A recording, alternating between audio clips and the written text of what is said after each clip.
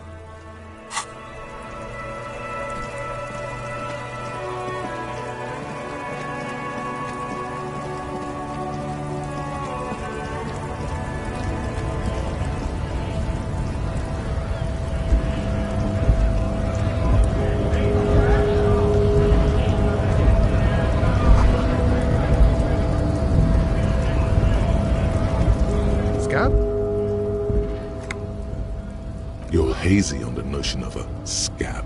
Smells like politics, though. Maybe it's got something to do with the flask he reaches for from time to time.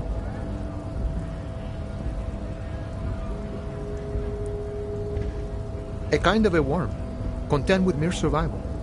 They come, they want to do our job for shittier pay, screwing over both themselves and us. Everybody loses. Beats me. Somewhere in the ground, I think. Gotta be bloody stupid or freaking evil to scab. Or I guess scared, maybe. But scared of what? Of who? Personally, I'd rather beg than scab. If the gentleman shouting on the street came begging, maybe they'd have gotten something.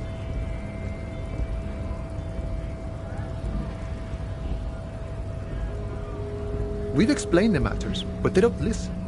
This lot would be reasonable and go home if the big guy wasn't riling them up all the time.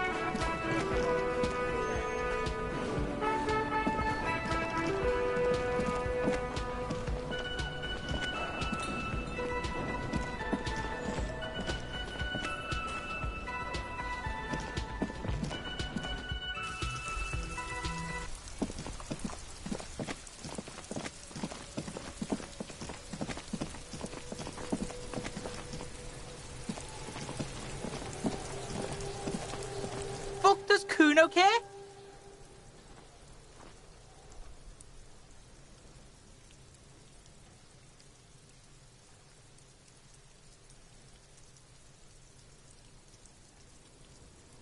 Kuno doesn't...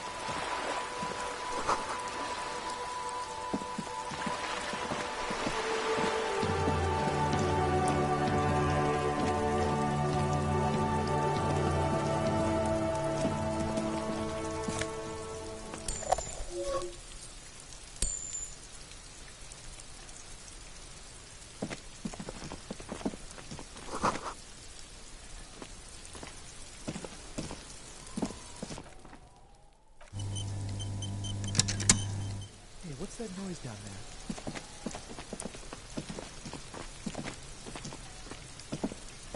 Can't believe you didn't take the shot. Fucking coward. Waved a gun like a clown. Next time you point that shit at me, you better take the shot.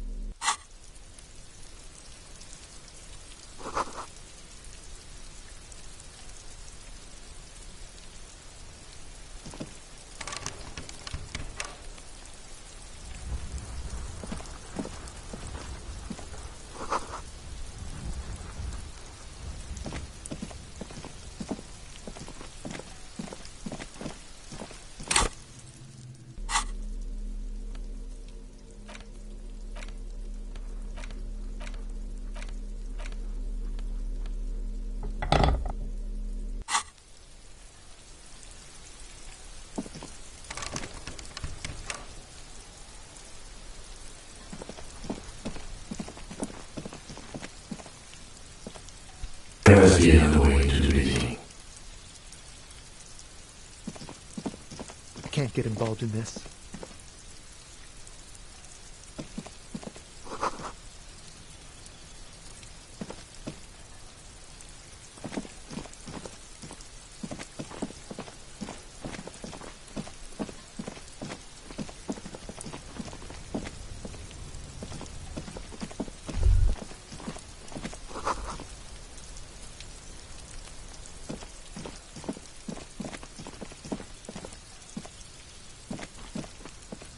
You see a young man on a balcony nursing a cigarette. His eyes have been following you for a while. Not looking for any trouble, officer.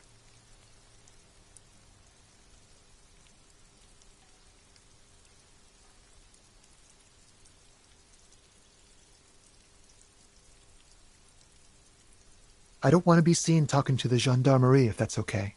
I just want to finish my cigarette. Don't let him go. This could be your witness. The balcony has a great view of the whole thing. Is it really that important? Like a nervous cat, he keeps stealing looks at the neighboring windows. All right, but make it quick. Once I finish this cigarette, I have to run.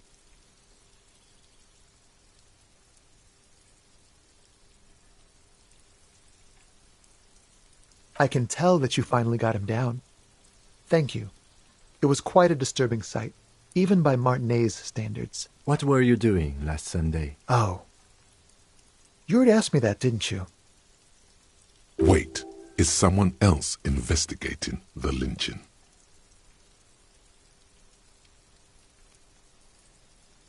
No, not you two. Some more muscular type. And when did you speak to this more muscular gentleman? Last week? I don't know. Look. It'll take more than rain to bring this place back to life. You didn't answer the question. What were you doing last Sunday? I had a friend over. It was my Sunday friend. He doesn't reply, gesturing no with his cigarette. Under the dull and darkening sky, the neighboring windows stand silent. My name? My name is Martin Martinez.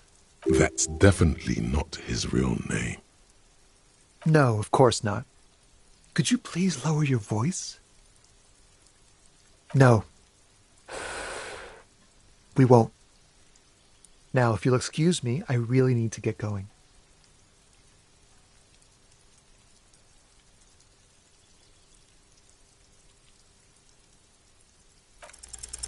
Time to bring out your secret charm. Tears and begging. Show him your emotional side. Throw yourself before his very feet like a dog.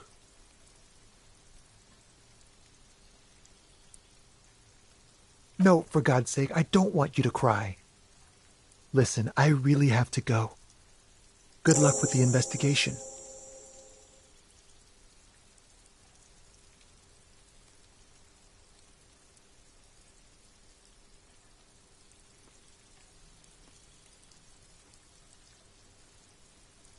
He's gone.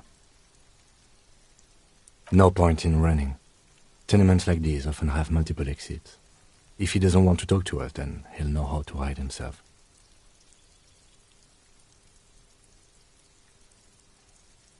He could be a witness. Him or his Sunday friend. Either way, we need to look into that muscular type who's asking about our case. There has to be a way of getting inside the building. Once we've found a way in, we can ask around for his apartment.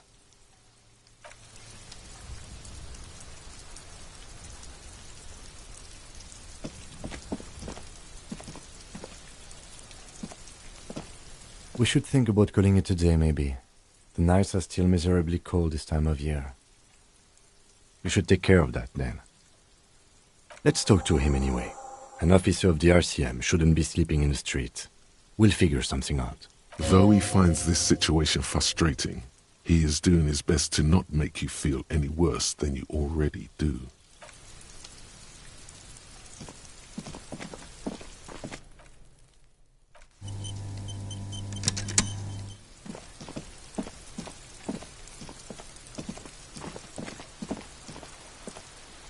This is a wall on the side of an apartment building.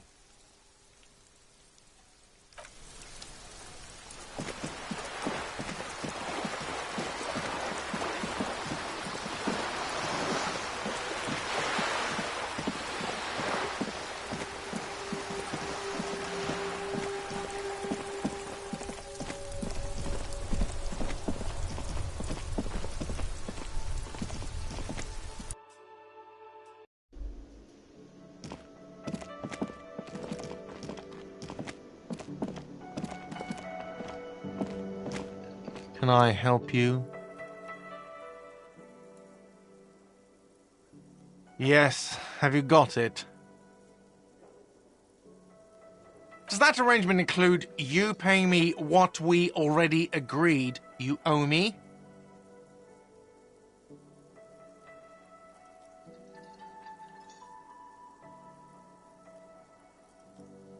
I understand your predicament as the manager. However, I feel I must remind you that we are here to conduct an important investigation that also affects your business. Forgive me for saying this, but your colleague seems more committed to drinking, and I mean no offense. It's really nothing personal. I just have to protect the interests of this establishment.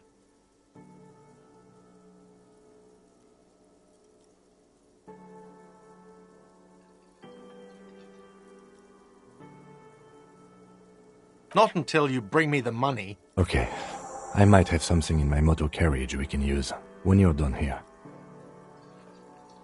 I really didn't want to resort to this. The man is thinking. Oh, Lieutenant, we're done here.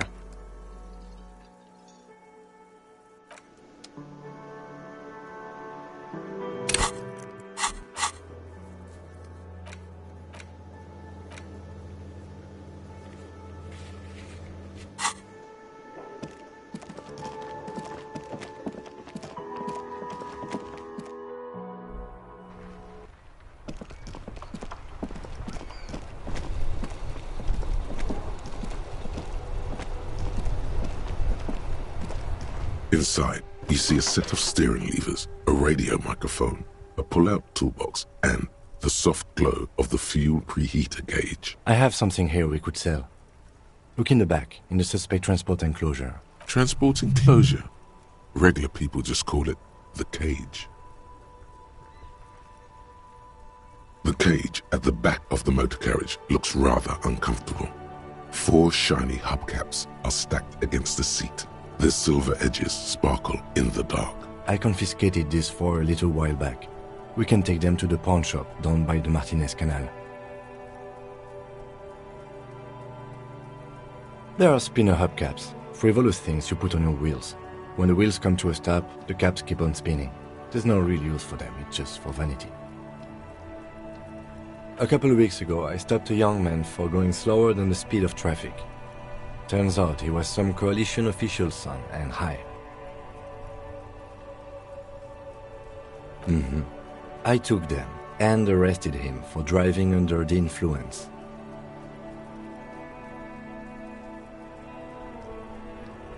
That they are. I was going to take them into evidence, but they weren't necessary for conviction. He never asked for them back.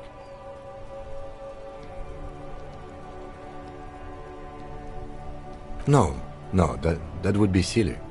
I don't know why I kept them. It doesn't matter. I couldn't put them on this MC anyway, a cop with spinners. That would be outrageous. He flashes a smile, barely visible in the dark.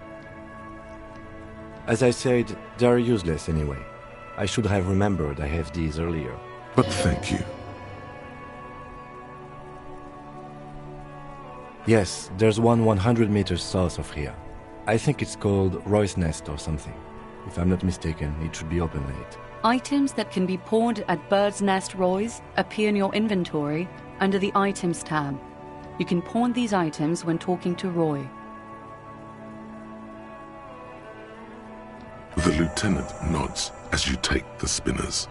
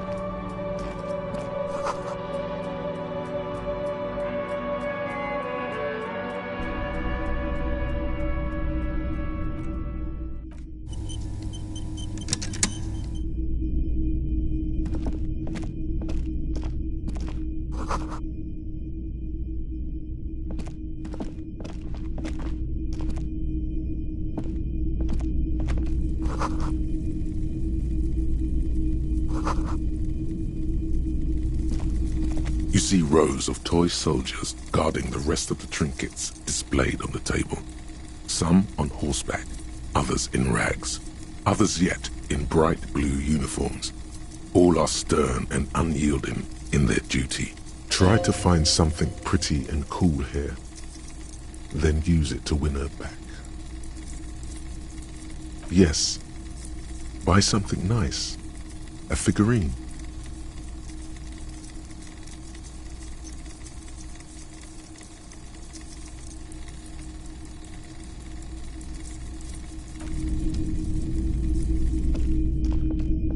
The boomboxes on the shelf look well-loved and well-traveled. Chipped, dented, they stare at you with the unblinking eyes of their tape reels. One especially catches your eye. Deep gold and amber plastic with a big old handle on top. A classic boombox that says, Stereo 8 approved. This is you. Golden orange. A sunset suite. Just make sure it works before you buy it.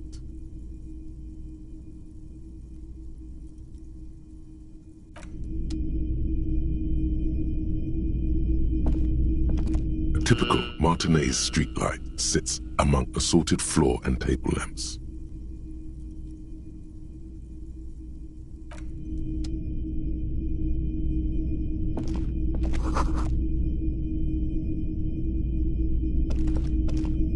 It's not often that I see officers from the RCM in my pawn shop. What can I do for you?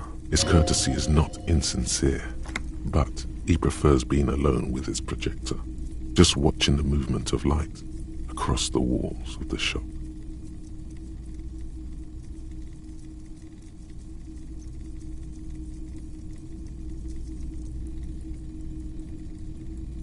I haven't had any problems myself, though some of my customers have complained about inconsistent law enforcement.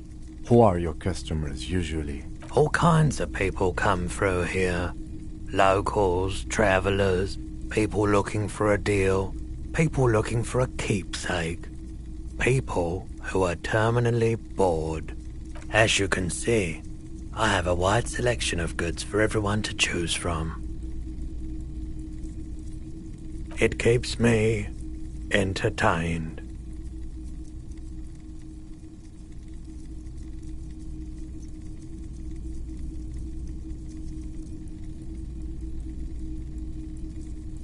Someone else came here earlier today asking the same question.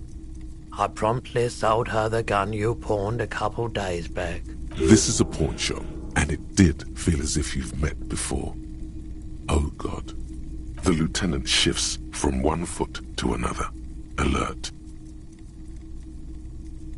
You were adamant about getting rid of it, officer. Said you were undeserving of a service weapon of the Revachol Citizens Militia, and I don't like keeping guns around the shop for long.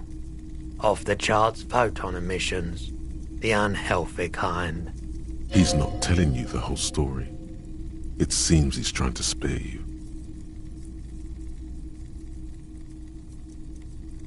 You weren't quiet yourself, officer. You were very distraught. You said the gun was a threat to your life and that you can't trust yourself with it tonight, and that you need the money. When I said that I don't normally buy firearms, you put the gun barrel in your mouth and sort of sucked on it. Then I agreed to take it. Very normal behavior. You must have been in great shape.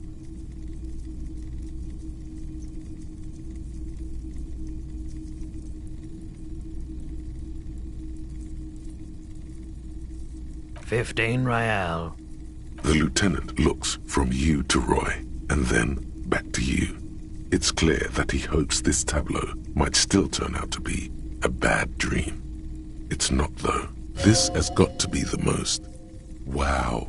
There's pity there too, in case you didn't notice.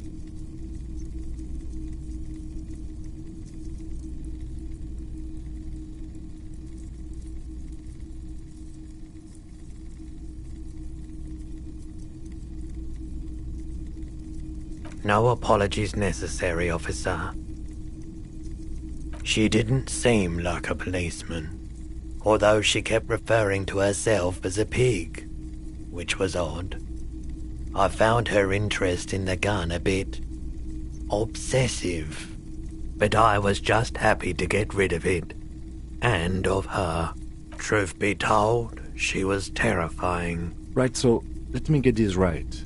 You sold your sidearm, issued by the citizens' militia, and now a civilian is running around the streets of Martinez with it?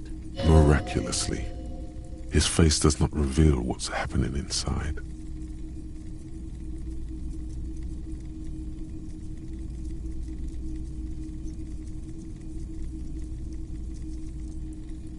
You're right that she could cast aspersions on the Force. We have to find her. My apologies, officer, but I have no idea where she was coming from or where she went. A needle in a haystack. There is nothing you can do about it now. You'll just have to hope you luck upon her somehow. Of course.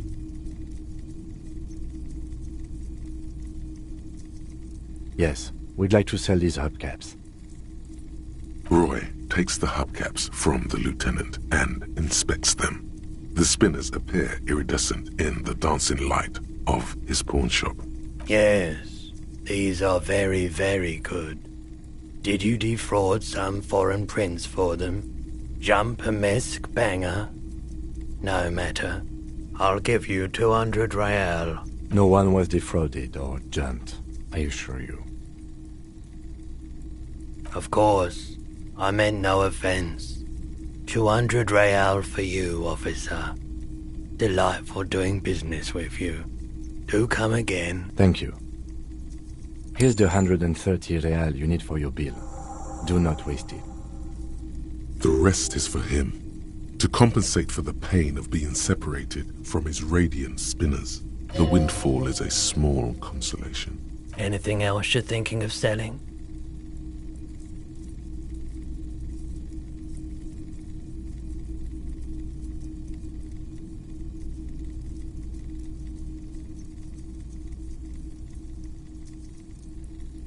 Oh, no.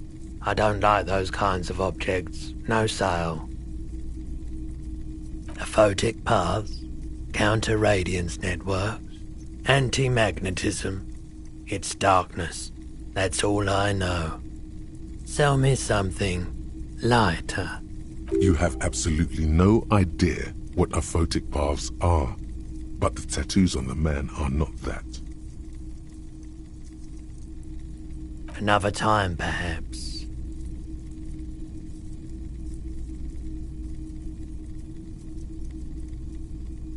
I doubt it, but I can try and answer any questions you may have. I do my best to keep my distance from all manner of butchery. Bad for business, bad for everyone. He doesn't know anything. Can't say I'm a huge admirer of wild pines, and I can't say I trust any silver-tongued spokesperson of theirs. Fortunately, I have no reason to get involved. What should I have for it? No, just people like that make everyone else see the world somewhat askew, at an angle that is convenient for them. Now, you have more questions? Or are we? He's been by the shop a couple of times. There was something awfully deliberate about that laziness. He tried. Wanted to come to some mutually beneficial agreement around my dealings with the dock workers. I politely declined to hear him out. So you don't know what kind of arrangements he was talking about? As I said, I refused to talk to him. That's why he came back a second time. That's also why he hasn't come back a third. He purchased a remarkably garish paperweight the first time he was here. Nothing the second. They weren't the most pleasant interactions. Small-town bigwigs always want everyone to play a part in the play they're staging, but I bowed out at some point. I prefer to watch from afar while the bigwigs come and go. He nods reluctantly. The pawnbroker's gaze is already fixed on the dancing colors.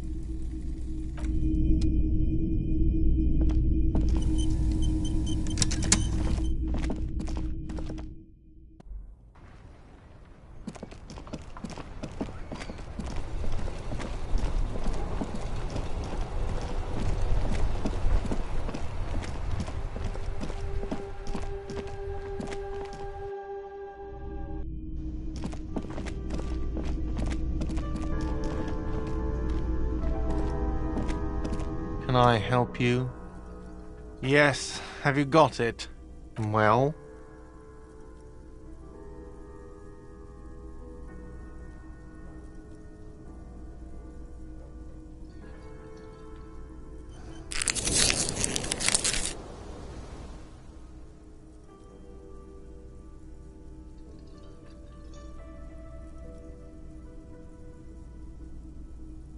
Great. Thank you, officer. That's all I wanted. Payment for services rendered. If you continue to stay here, I just ask that you please pay your nightly bill in advance starting tomorrow. I'll unlock the electronic lock to your room. All the doors lock automatically at 9 p.m. Please pay for each night in advance starting tomorrow. 20 real per night. I'll take a room here too. Of course. Always happy to have officers from the RCM as guests. Anything else I can do for you?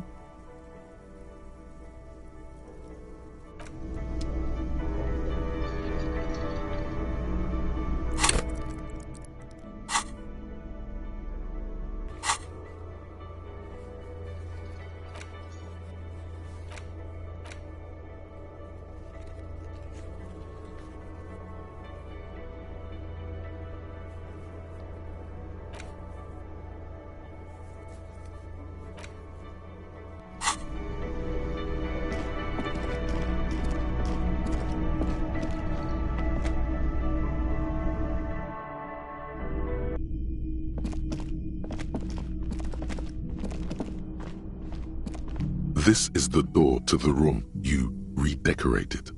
Just a moment. We should talk about our progress on the investigation. Let's go out to the balcony.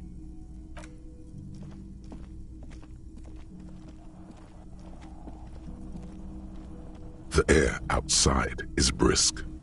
The lieutenant is silent for a moment. He listens to the traffic hum. Then... Now then, we should talk about the investigation. But I also feel you're a bit hazy on the RCM. Our role here, our rights, our jurisdiction, basically.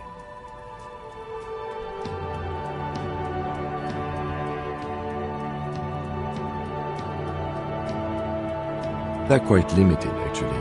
The power officers of the Revachol Citizens Militia exercise most frequently is imposing fines of up to 1,000 real for offenses, in accordance with an interdepartmental schedule.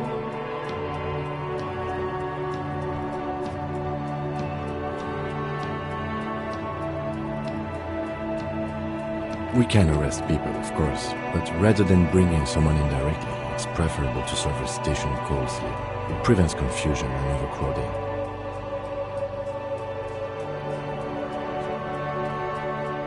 You can't. Those who don't show up become fugitives, though, and have fewer legal rights when they are eventually caught. It's about power projection.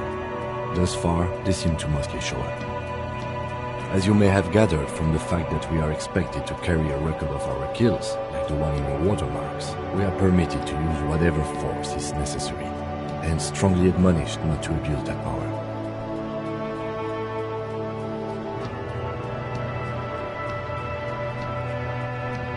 We don't convict. We arrest and send them to coalition government courts in Couvon and La Delta. The prosecution works off our testimonies and records, which is why it's paramount to keep them. You have to supply compelling evidence for why it was necessary to use lethal force. In these cases, your partner is usually your witness. Not a good position to be in, by the way. Internal Affairs handles these cases thoroughly, by cross-examining you for inconsistencies. It is hard to cover for anyone, which is for the best. The coalition government and the moral intern noteworthy. The RCM was formed by the coalition government to restore order in the international zone after the revolution. So we did. Now we attempt to maintain that order. No more, no less. Or perhaps it is better to say we were allowed to form. It's a point of contention whether the citizens of Revachol or the coalition government founded the RCM.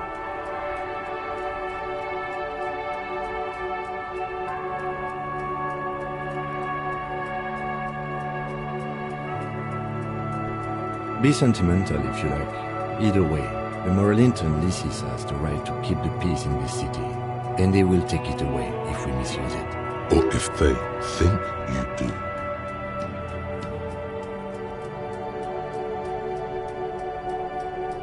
The Moralist International are the world's largest political organization.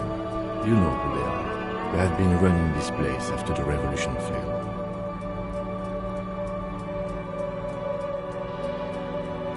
They're a union of center-left and center-right parties across the Real Belt. Our coalition government is just one of its many projects. They also run the ICP, EPIS, most intergovernmental organizations in the world. What do they believe in? They are Dolorians. They believe they continue the humanist project set forth by Her Innocence Dolores Day 4 centuries ago. Others say they are just technocrats. Those others say they continue the humanist project set forth by Dolores Day. Interesting question. It's a blue forget-me-not. Their motto is love, compassion, self-discipline. I think you can gauge what they want you to think of them from that. Something kind and usual. Something almost self-explanatory. Something ominous. A historic figure? The author of the modern age? You will have to look elsewhere for opinions. The subject of humanism is too abstract for me. The moral intern are a fact. I try not to have opinions on facts until they change. And it doesn't look like that's about to happen. It is more than that. There's some kind of affection in him. Yes, I did, when I was younger. In my 20s, I considered myself a moralist. A blue forget-me-not, a piece of the sky. They're not all that bad. That's another leitmotif associated with moralism. But the years have changed that. I don't know what I believe in now. No, I believe in the RCM. That's enough for me. Do you?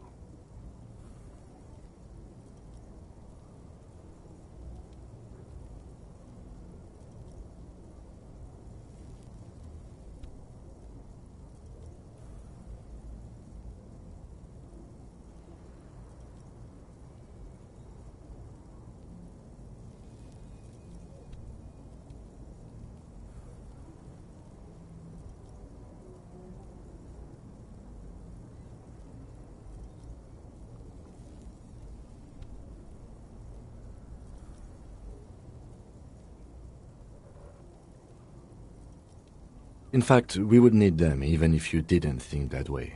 We are in what is called the twilight of international law. The laws we claim to enforce come from the MI. Without them, we are simply vigilantes.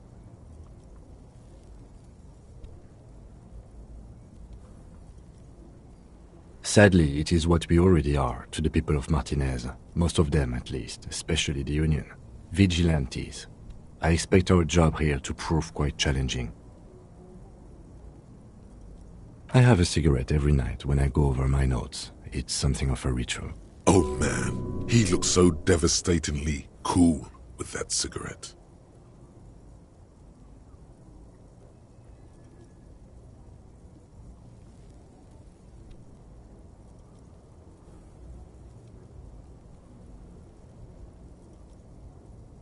You mean this? This isn't cool. It's an unnecessary trial of will. And unhealthy. Keeping the habit within the parameters he's given himself takes a lot of focus. It would be easier to simply quit. Yet, were he to quit, he would lose the cool factor. This man relishes his cool quite a bit below it all.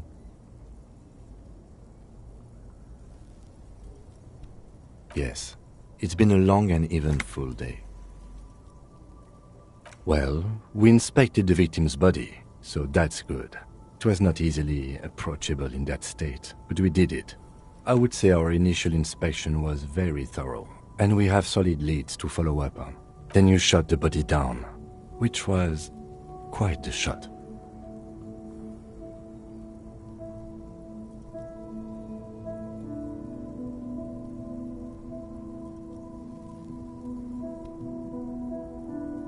I admit I wasn't sure whether I should give you the gun, but I'm glad I did. Your shot enabled us to perform a field autopsy on the victim. We found some things we can really work with. I still feel like we missed something, but at least the corpse has been refrigerated. And we performed a thorough search of the premises of the crime scene. That's great. He's right. You could smell it. That something is missing, even under the overpowering odor of the corpse. Now, as for interviews, my list of people to talk to here in Martinez, I mean.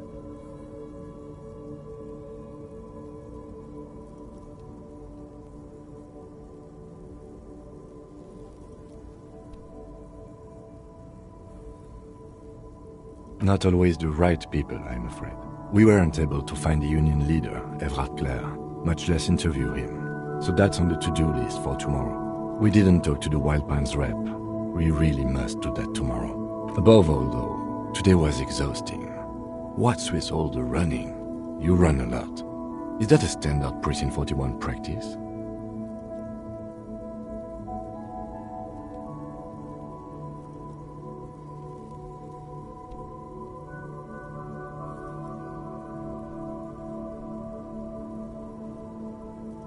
It's impressive, especially for a man your age. And in those hills. Nice shoes, by the way. I like the green. Goes with the orange.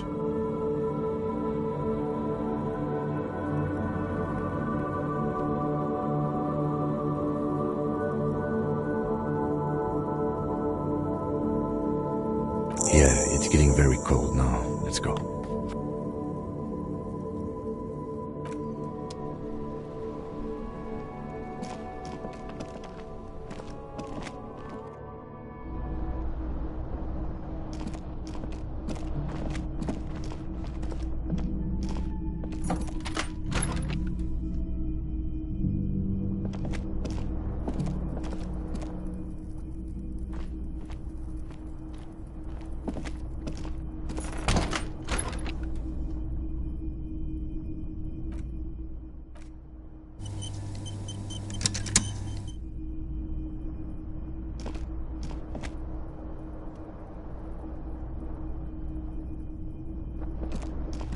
The window stands broken in its frame. Cold wind blows in.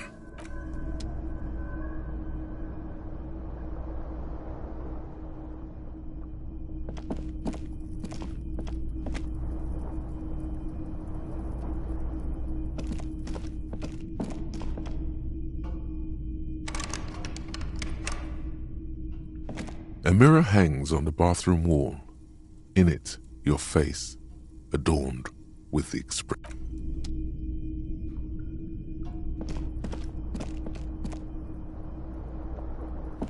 The fan is spinning. The lights are on. The blades come squeaking to a halt.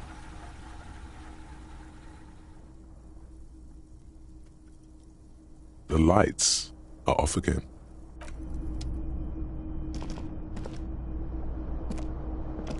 The bed is cold and not particularly inviting, but it's yours.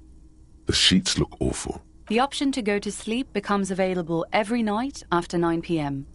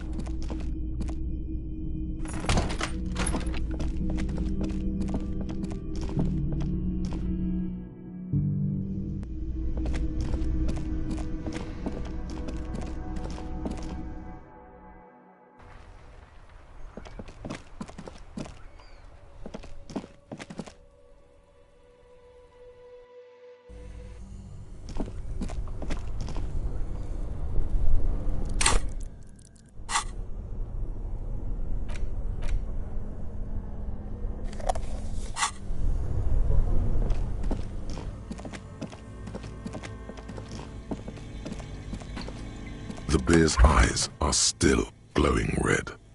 It's guarding over the freezing corpse hidden inside its belly. The body is reluctant to let go of the boots, as though it were its last bit of dignity. Whatever you're planning to do, you need to do it before you catch pneumonia in the cold draft coming from deep inside the fridge. It's not completely useless. You're able to reveal a little more of the putrid polymer sock beneath the boot. It feels like the leg is going to come off along with the boot, but you're able to get the boot to move a centimeter or two. See? The corpse doesn't care if you try to take his boots. He doesn't need them. He's probably glad to get rid of them.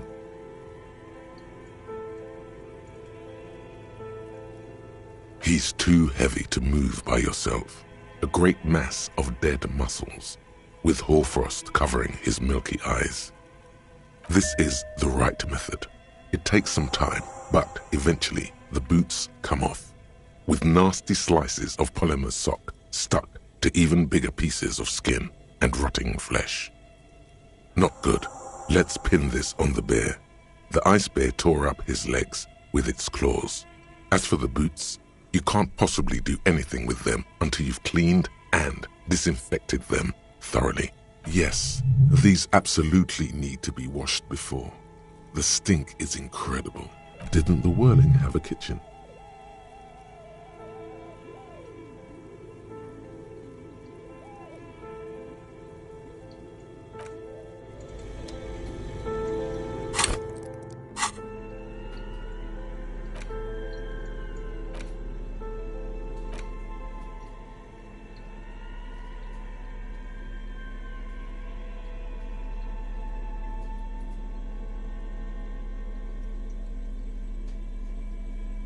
The note is written with a blue pencil on a piece of lined office paper. The kitchen magnets have left spots on its surface. Someone has scribbled, S. I can't believe the off-site copy is still here.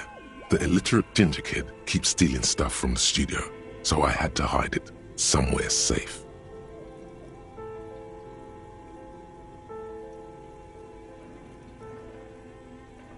You'll find the filament memory with the off-site copy in the frozen ice cream maker. Please take it home, ASAP. It's important. I'd do it myself if I lived in a civilized place with a freezer. Take care, Suliswaf. According to the note, someone named Sulislav. The note doesn't specify. It's part of a radio computer. When not in use, filaments are stored at temperatures below zero. The note does not specify. Are you serious? You sure you don't want to hazard a guess here, Detective? Ding, ding, ding. We have a winner. Didn't you see one right next to the breaker box?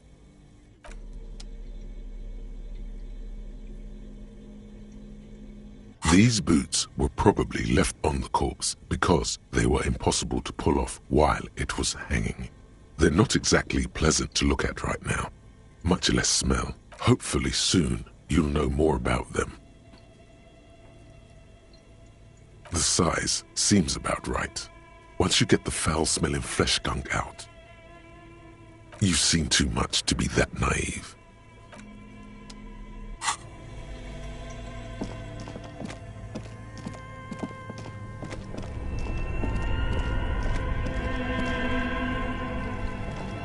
This orange machine is buzzing like an old submarine.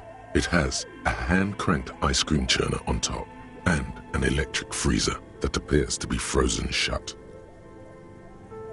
Turning the crank feels oddly satisfying, like stirring your childhood dreams. In the distance you hear water dripping. It's all gone now. You'll never become a poet or an entrepreneur.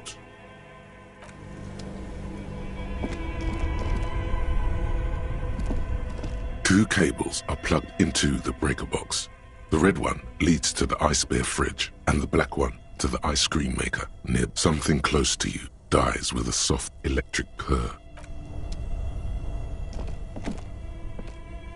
This orange machine is dead still. It has a hand-cranked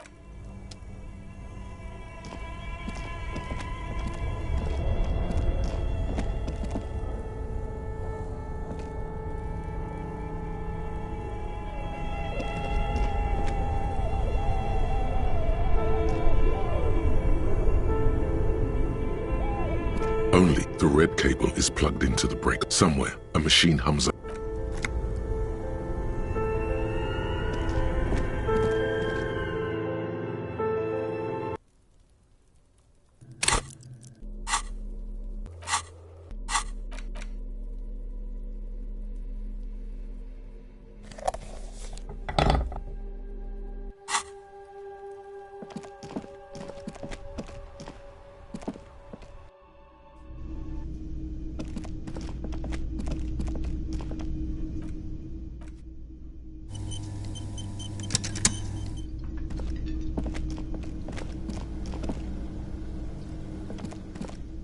This industrial gas-powered stove has been used to prepare food for many hungry hostel guests.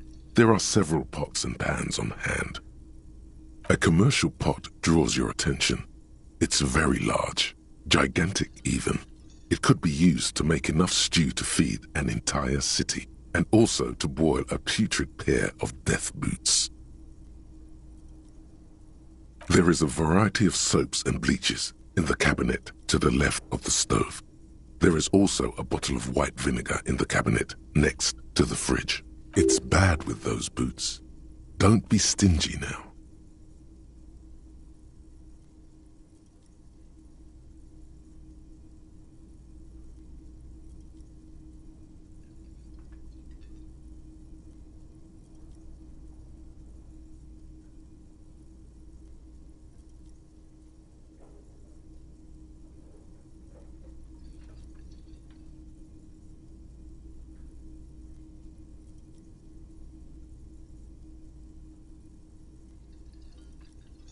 The bottom of the pot fills with shiny white goo. All right now, chef. Light up the stove and boil them. The soap bubbles over the rim of the pot. The water slowly comes to a boil. Strips of polymer fabric and human tissue separate from the lining of the boots. They float to the bubbling surface. The boots look cleaner and cleaner. Those bits of human flesh are beginning to look cooked. You can smell it too, just like beef stew. That's it, chef. The boots are as clean as they're going to get. Steam dense with the smell of strange meat disappears into the vent above the stove. The boots look clean, but still smell funky. Feels like you should have used vinegar too.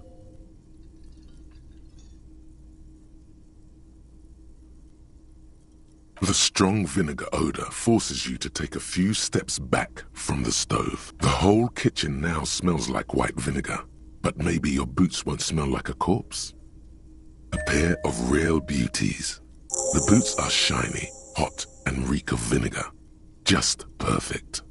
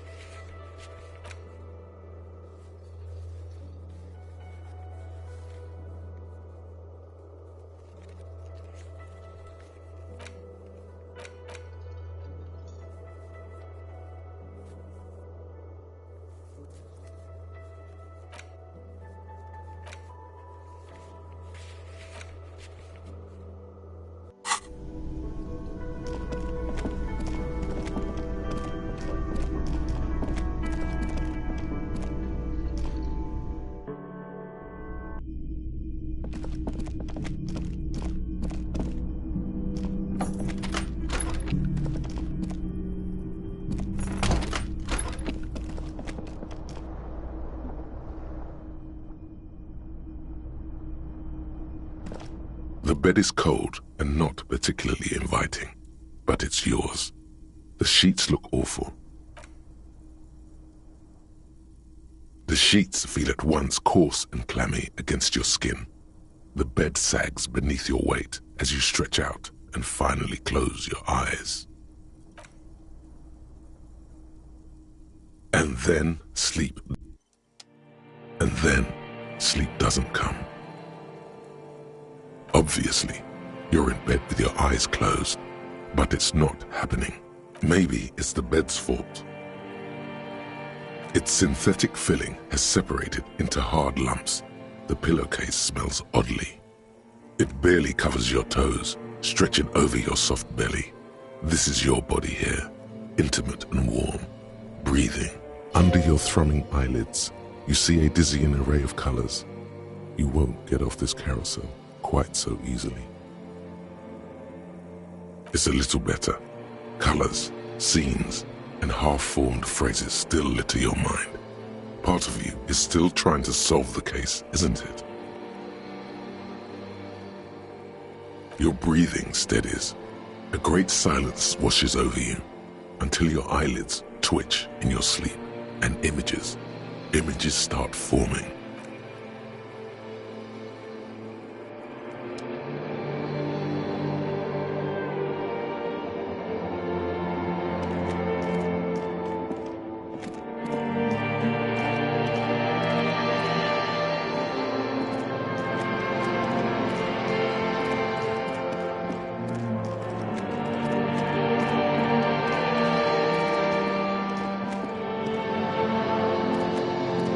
Do you remember the scent of your childhood? What it says on the can, Harry? Answer the question.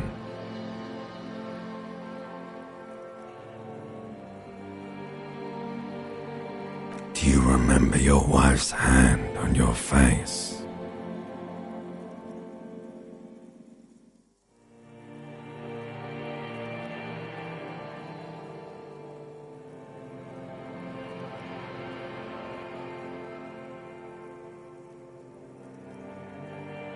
Oh no, Funky baby, you stayed. It was the rest of it that left. Or you just stood there, with one hand on the bottle and the other on your dick, watching it go. Tell me, where are your friends? Human beings have friends, Harry boy. Where the hell are yours? No, it's gone. 3 times gone and never coming back. You failed. You failed me. You failed Elysium.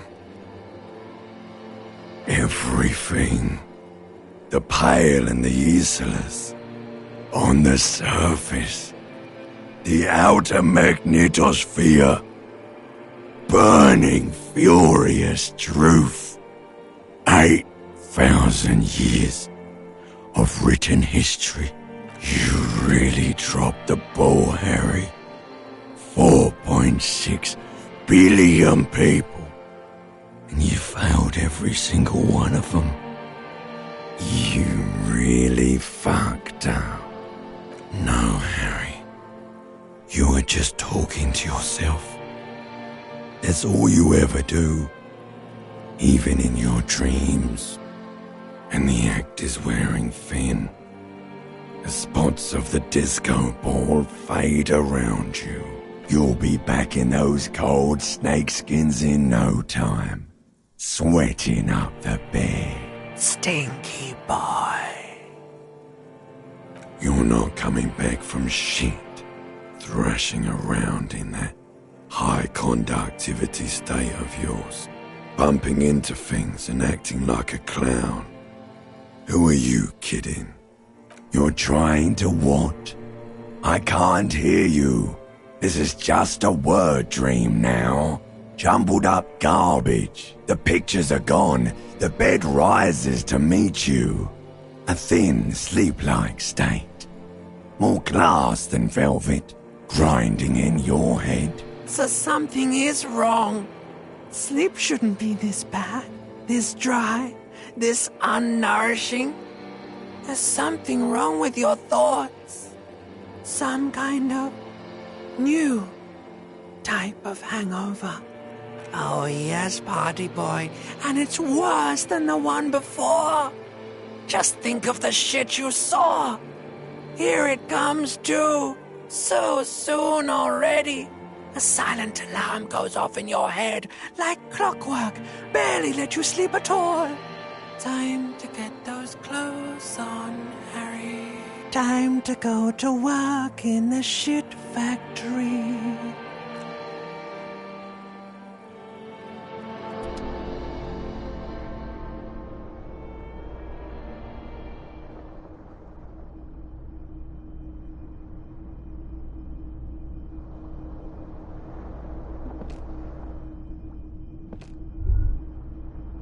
Good going, buddy.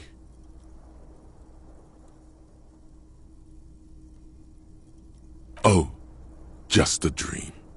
You have ones like that all the time. You feel even worse this morning than you did last night. You mean, why are you so tired? Too tired and down to even think? It is worrying, isn't it? You can't be a detective like this. Detectives need to be able to think.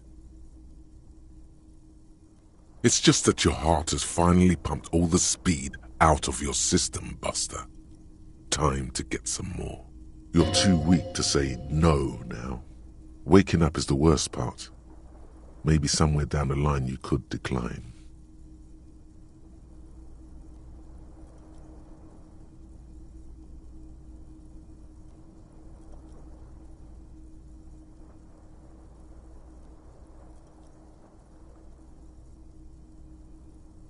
Are you sure? Ready to live as this pathetic shell of yourself for days? Basically, a week. Let's be honest, 2 weeks. Maybe 3. You won't make it. Half the town will be dead by then. You will be fired. Suit yourself, slow, sad shell man. See how you do without your spark.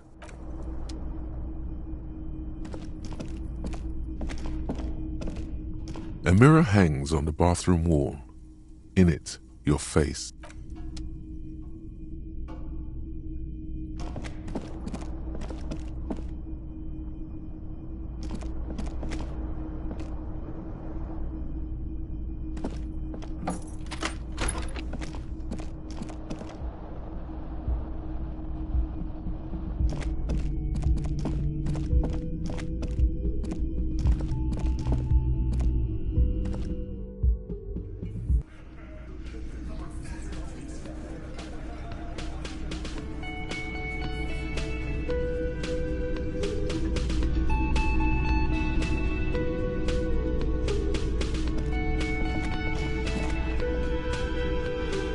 Morning. Looks like we can get to work at once. The union muscle turned up. They look rowdy. We should talk to them. Everything points to the dock workers' union. The belt used for hanging him, tracks in the mud, the circumstances in Martinez, my preliminary information, which may, of course, all be wrong. But we still need to talk to them, and it won't be easy. I mean ungovernable. Martinez isn't exactly enthusiastic about the RCM being here. They prefer to be policed by the union. These men here, men who drink beer for breakfast, there's talk of an armed wing of the union called the Hardy Boys, who are responsible for said policing. I think it's them. I completely forgot. Sorry, I had a rough night's sleep. It's them by the looks of it. Loud and nasty, just like the manager said. One loose thread less to worry about, and one big problem to replace it.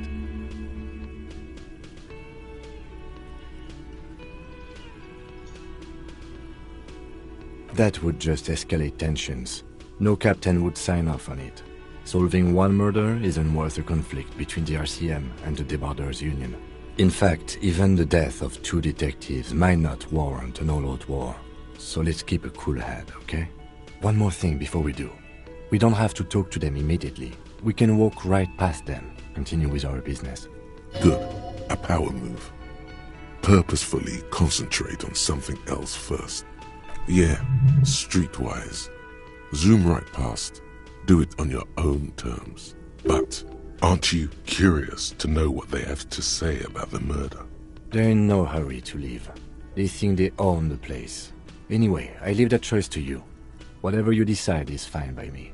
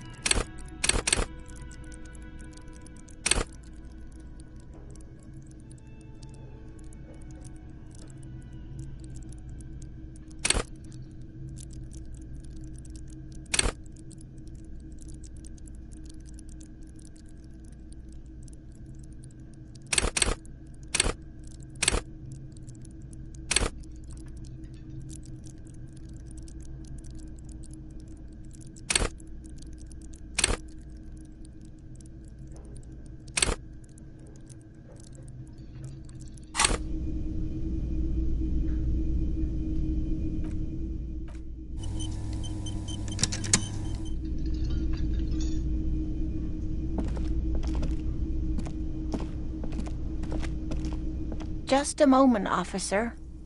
And there's no public phones nearby? She's agitated and keeps pulling at the frayed edge of her blanket. The closest phone booth is down the coast. Sorry for the inconvenience, ma'am. It's fine, I understand. Thank you anyway. Now then.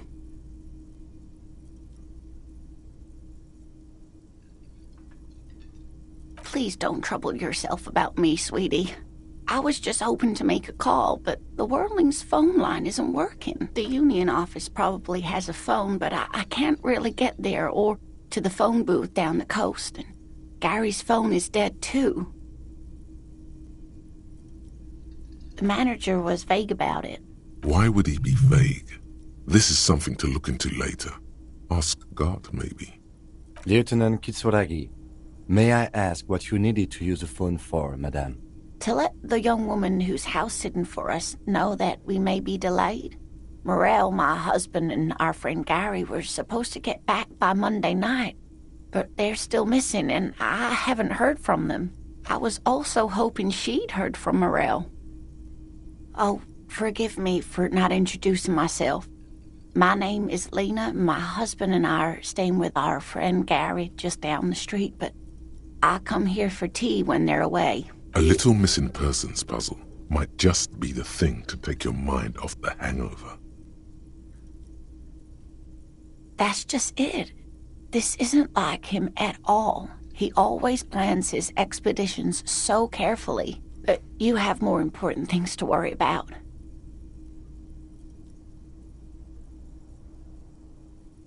Just some field work, sweetie. Morel is a highly trained scientist. He and his assistant Gary are studying an extremely rare species of insect. But they should have returned by now. They were just going down the coast across the water lock to set a few traps. He said they'd be back on Monday. What could be keeping them? Oh, sweetie, it's nothing like that. Gary's as loyal as they come. I trust him with my husband's life any day. There's a nameless old fishing village nearby, but we've never had any trouble there before. There is a lot of crime around here, isn't there? I can't say it's the best part of town, but I wouldn't worry too much about a pair of grown men traveling together. Do it. Find her husband. This will surely lead to a cryptozoological mystery with that extremely rare insect. Some fringe science is exactly what's needed right now. Spice up that vanilla murder investigation. Are you sure we have time to go chasing after bug hunters just now? I did suggest we play it cool, but...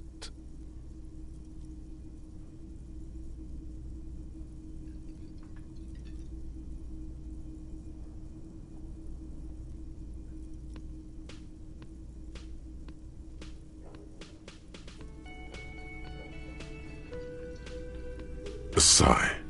He takes off his glasses and wipes the lenses on his jacket before replacing them. Well, the man's already been dead more than a week. I suppose a small diversion won't hurt too much. Oh, thank you, officers. Truly, I'll be right here if you come across any sign of Morel. Oh, yes. A zoologist. A cryptozoologist, to be more precise. It's a pseudoscience that attempts to legitimize research into mythological beasts and urban legends.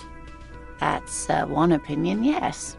And people are entitled to their opinions. She's used to playing off such insults casually, but they still affect her. My apologies, ma'am. I did not mean to undermine your hobby. It's not a hobby, dear. It's a subfield of zoology. One specializing in animal species that are so exceedingly rare that many assume them to be extinct or even fictitious.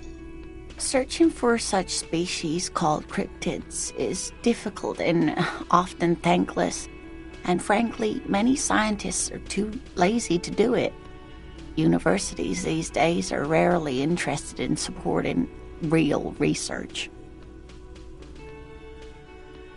The quality of research at Revacholian universities has been on the decline, but you doubt there was ever a time when cryptozoology was embraced by the academic elite. She's completely internalized her husband's struggles. They are her own. Oh dear, I'm not sure where to begin.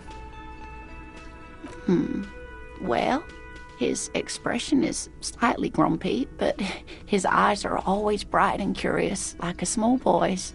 And his palms are quite coarse from all the field work, but he's quite gentle. You can't go around Revachol feeling grown men's hands. If you want to find her husband, you'll need more concrete information. It's always a challenge to describe the person you know best in the world.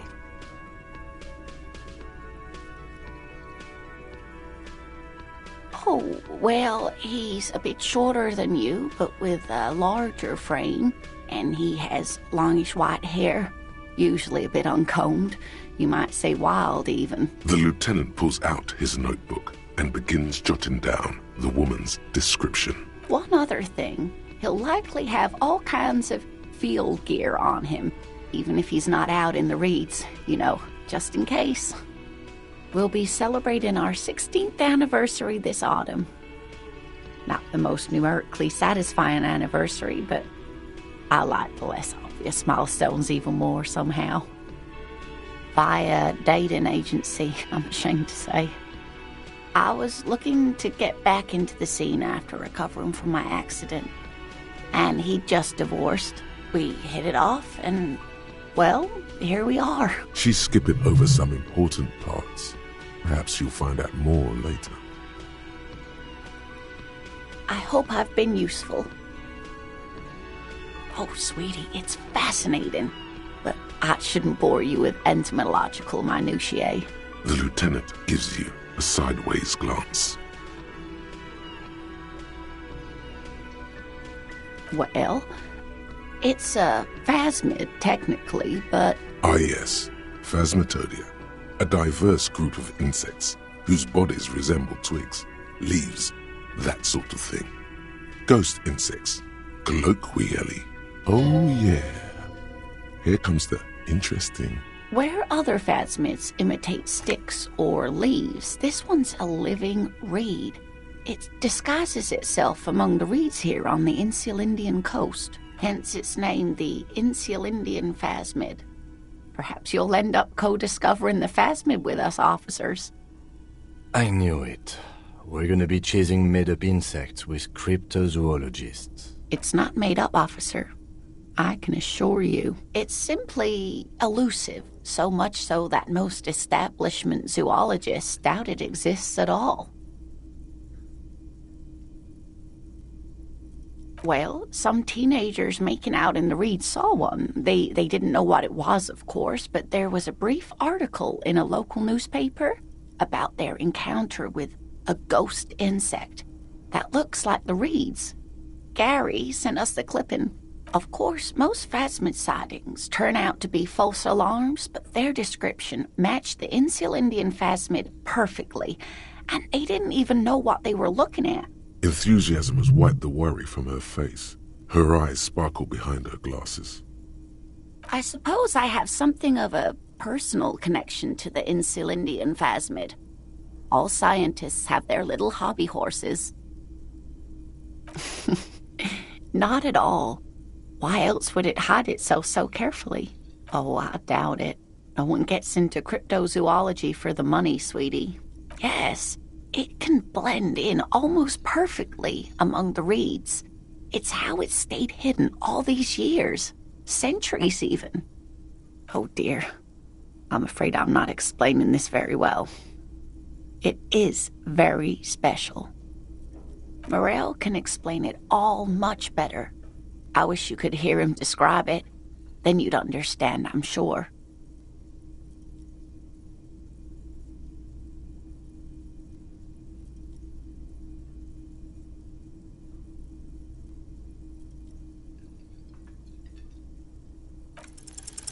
You're an enthusiastic idiot, but you're still an idiot. We don't have time for Cryptozoology 101. Let's get back to work, shall we?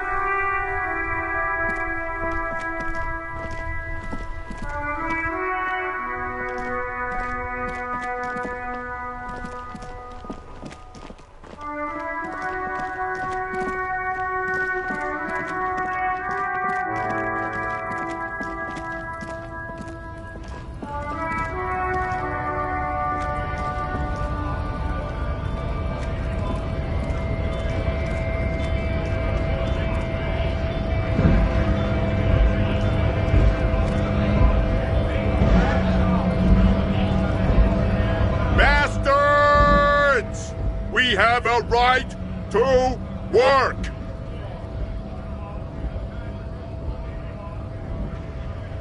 Hold up and stay frosty, everyone. Cops are here. You here to fuck with us? Beat the honest worker down. We're here to fight for a cause. Stripes usually have problems with people who have causes.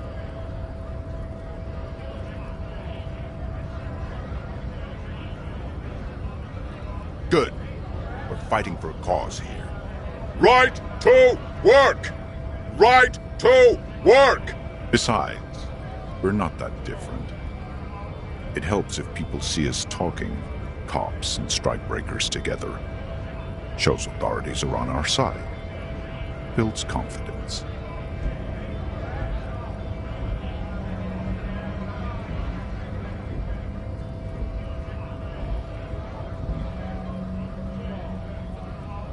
Maybe you should ask them the questions, like why we're not allowed to make a living here. Shame on you! We have families to feed, you piece of shit. So do we, Scab.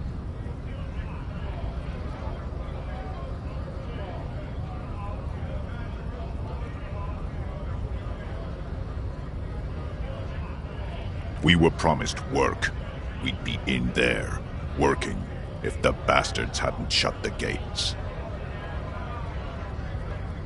The physically impressive Mantower has turned his attention back to the gates. He ignores your presence. Have fun. Union shits are on full strike. Don't think they're going to let you through the gates. Why you want to meet that fat asshole?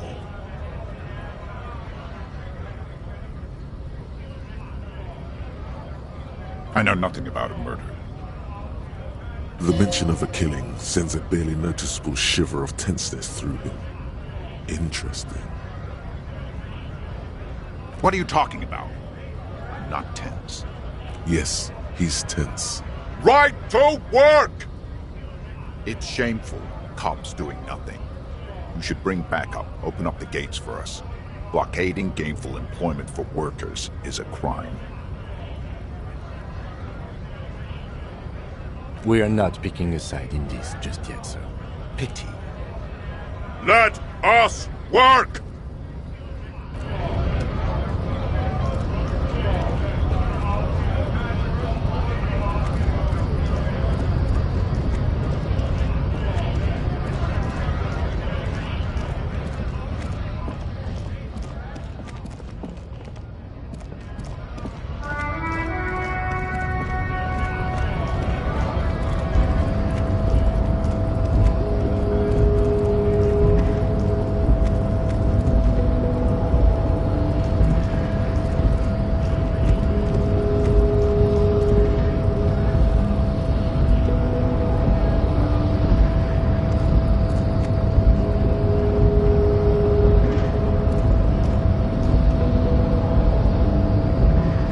Nobody betrays your degeneracy.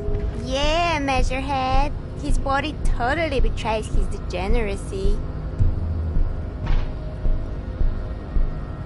Are you admiring my morphophysiology? It must be frightening to stand in the shadow of this racial pinnacle. Be calm, I'm Sandwich. You are not in danger, because you are not a threat to me.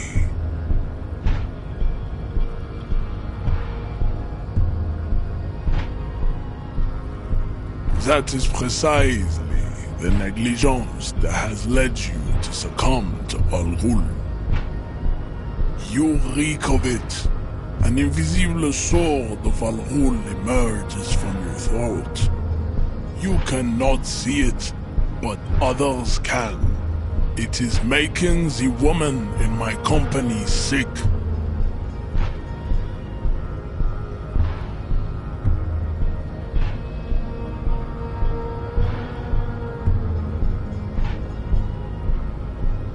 No, you don't.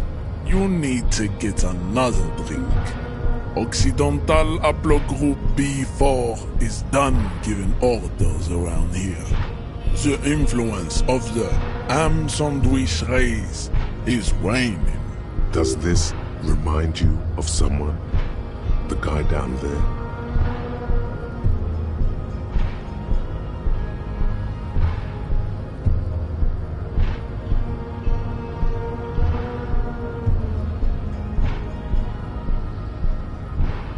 Look at my craniology. I am the pinnacle of my haplogroup. The pink blob is a bad example, even of yours. It saddens me. You were once a noble and powerful race. You gave the world eugenics, electricity, and powerful weapons of war like missiles and aerostatic aircraft.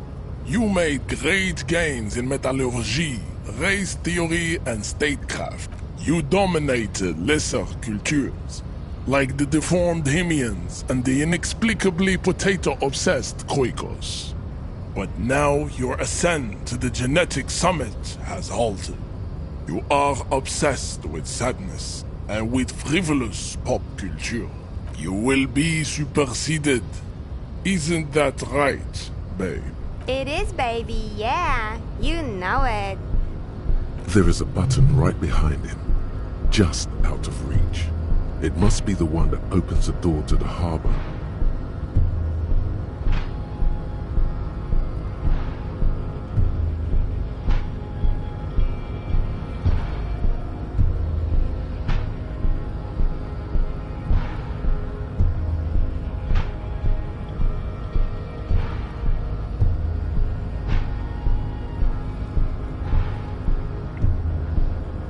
Enough with this begging. You should leave the stage of history with dignity by inviting the other races to a great world war. Bring your troops to the Seminine Islands and to Boogie Street, and we will pulverize you. When you are gone, we will build a museum for you. The walls will be lined with bottles of Al Ghul, your beloved beverage. Inside, we will store the odes to homosexuality you call art, and your microcephalic skulls. There may be a peaceful solution to this. You could internalize Meshached's race theory. He would take you as one of his own.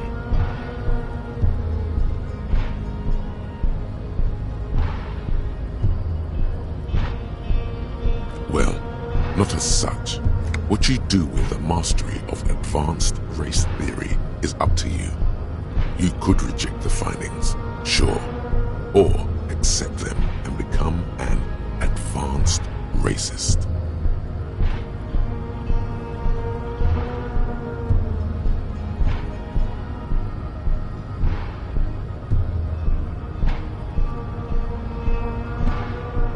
He does not so much as glance at the object.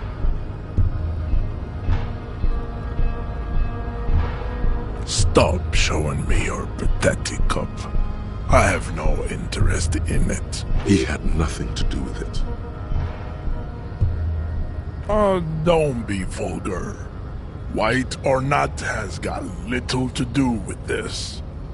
The race enigma runs much deeper than that.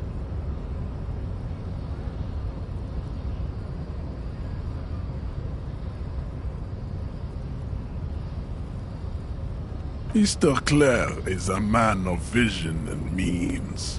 He has the will to confront international capital, which is something your race naivistic communists never did.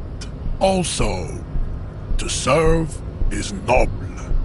It takes discipline.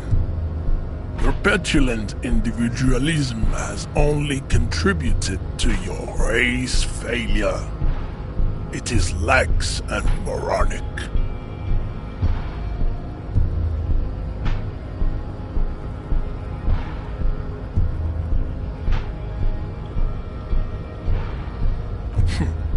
Idiotic communism is the single greatest contributor to your race descent.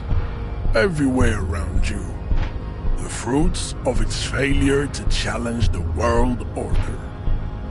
Individualism, rock and roll music, sexually transmitted diseases, above all, rampant multinational finance still reigning large. Tell me, where have you gotten your love of pathetic communism from? Degenerate youth culture? Rock and roll music?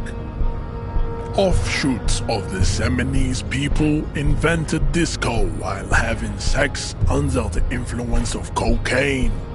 It is a shame upon my race. But what is done is done. I am not surprised you enjoy it so much. This has happened to many of the side products of the inevitable cultural victory of the Seminoles race.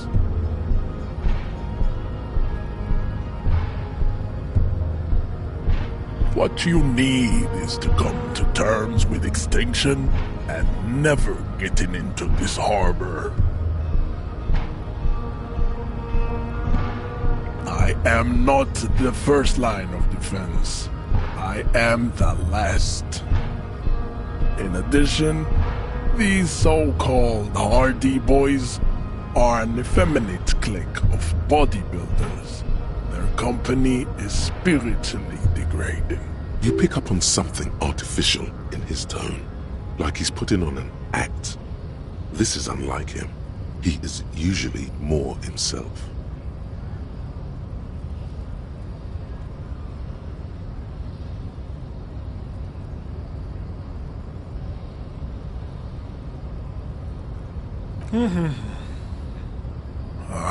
Fine.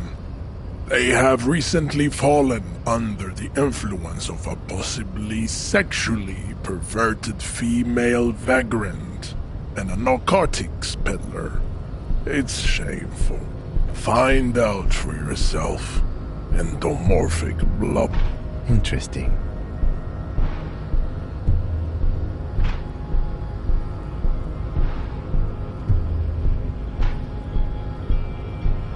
Racists are generally not very good examples of their race. Welcome to Revachol. You hear him yell at a redhead woman visiting the fritter nearby. He must think redheads are immigrants. I am not like them. I am craniometric perfection. I have taken the trouble to permanently draw a phrenologic grid on my skull and features.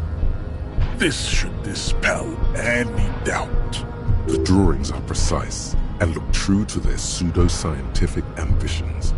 One thing, however, it is not entirely free of throwbacks in the phylogenetic tree. His large jaw, for example, could be a trait indicative of criminalism. Also, his earlobes could be small.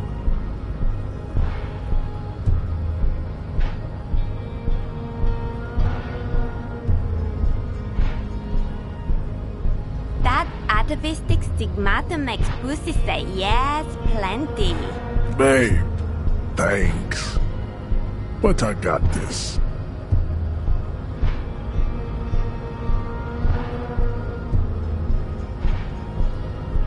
I think this racist is better than the last, but the next racist will be the really good one. That will be the...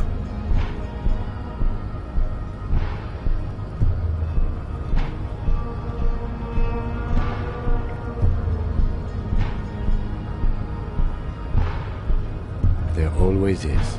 Race is reality. We still need to get into the harbor. There's an interview to conduct. There must be another way.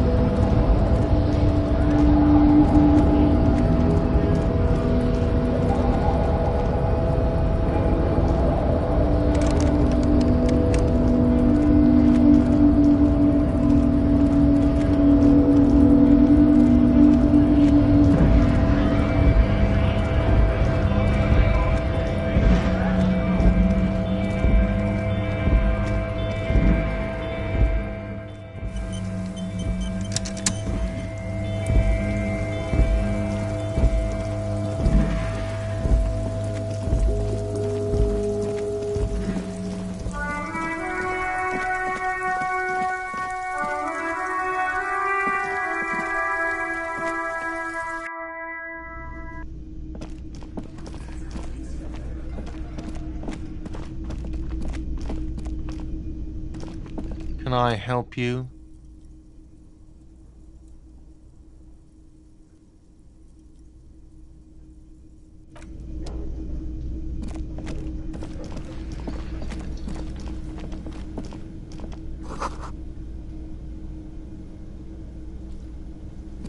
The man ponders his cooking utensils.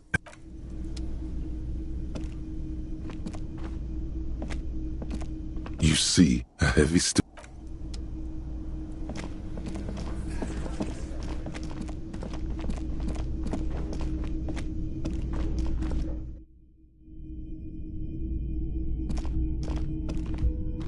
The door is closed.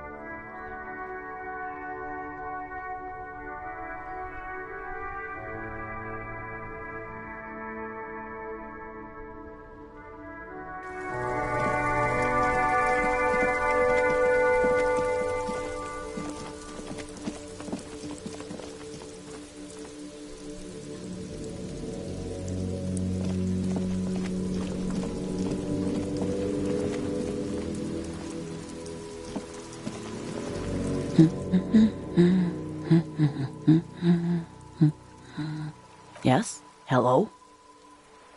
Me? No one. I'm just a working class woman. She doesn't really want to be disturbed that much. If she's such a working class woman, why isn't she working? Looking for something to read.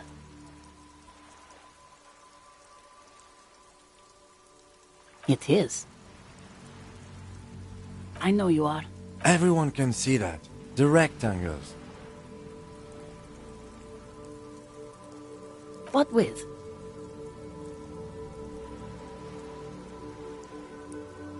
My husband? No, he's not. I don't know. At home now? Out drinking with his friends? Working? Where is this going, officer?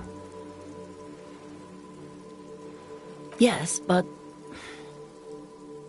I don't really need to know where my husband is. Not all the time. No.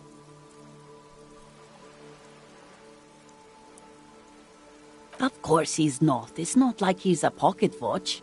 I wouldn't just lose him. She has, though. The husband is totally lost. You should tell her that it's okay. What?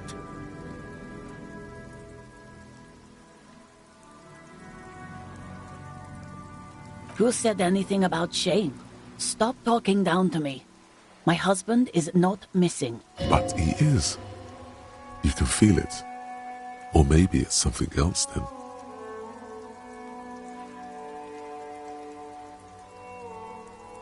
The woman before you.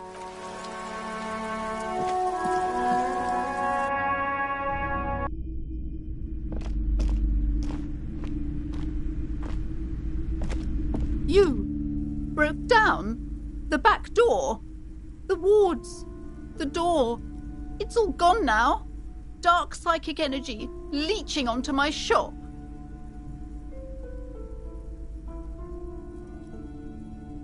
I suppose it's all over now. I guess there's no escape. Just a door? This place is cursed, Detective. They don't call it the doomed commercial area for nothing. Just look at the sheer amount of companies that have failed in this house. I hope you're happy now. Happy that you've ruined everything. Now that you've broken the door, the curse is coming to get me as well. Host Almighty, she prays, guard me and my honest business venture from the curse that lurks behind the door. Blessed be your name. Of course you didn't. You're nothing but a policeman. All right. You know what? I'm willing to let you investigate the doomed commercial area. We are set on the path. There's little else to do. Her facade has dropped. Now you see the curiosity behind the fear. But before we go on, tell me, did you encounter the malignant entity?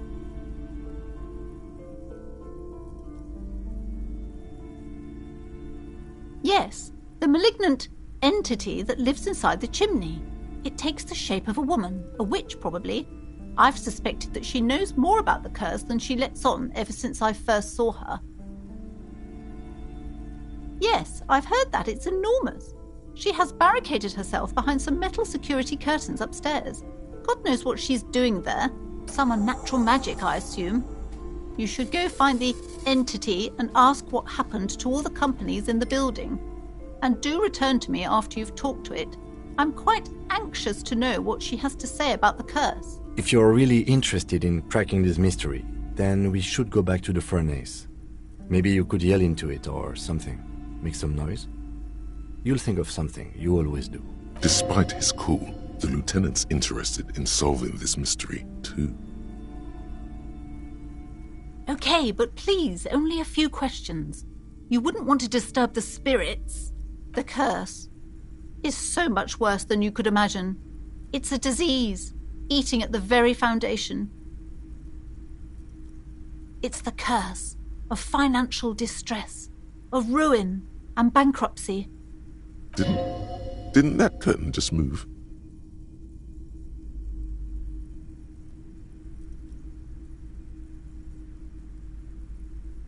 Everyone knows that all the previous companies in this building have sooner or later declared bankruptcy, and their malicious spirits are still here, feeding off bad business practices and disappointing income statements. There's something wrong with this building, I can tell you. Ever since I arrived, I've sensed an eerie, lingering presence, as if I was unwanted here. Sounds familiar.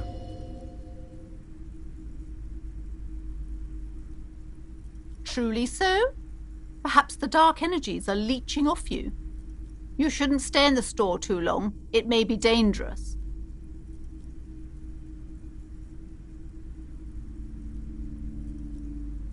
It's not good to talk about the curse, not in detail. The negativism, it's dangerous. Talking about the void wraiths angers them. Wow. Void raves. You have new words. Yes, I've contacted numerous parapsychologists and even a pair of Simonese mediators. They provided me with the wards. The wards help to keep the doom at bay and protect us against the darkness that lies further in the building, even though now I fear it's not enough. Oh, this? No, it's a special Himian amulet, blessed by desert pygmy shamans, with a spell of compulsion. It's to compel people to buy books. There are numerous spells cast throughout the store. I had the books anointed with a different inducement spell, for example. It's guaranteed to boost sales 15%. Desert pygmy shamans. That sounds like a rather questionable way to describe a group of people. Doesn't seem like the spell is working. There are no customers around except you.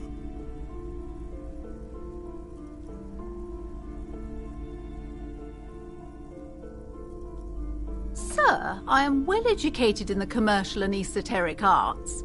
I know what to do and what to avoid.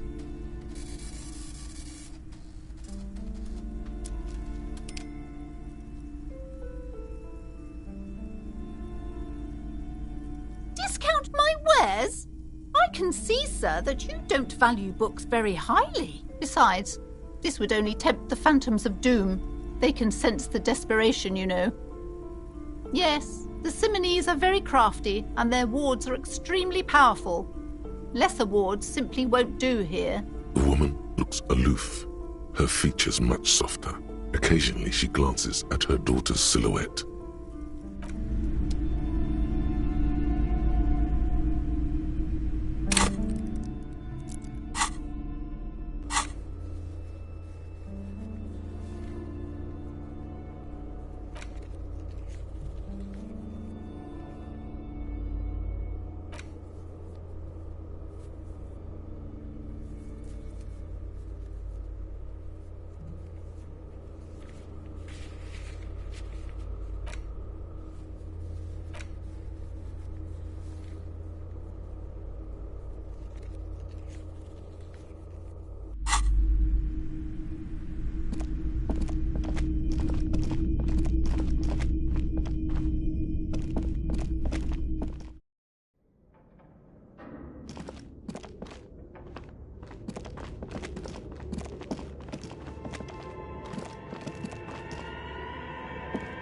It's dark.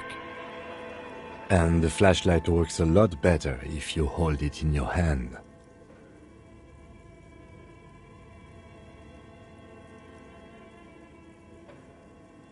Right. Now let's get to it. Some areas are inaccessible without your flashlight. After you've acquired it, go to your inventory and equip it in a held slot to continue exploring.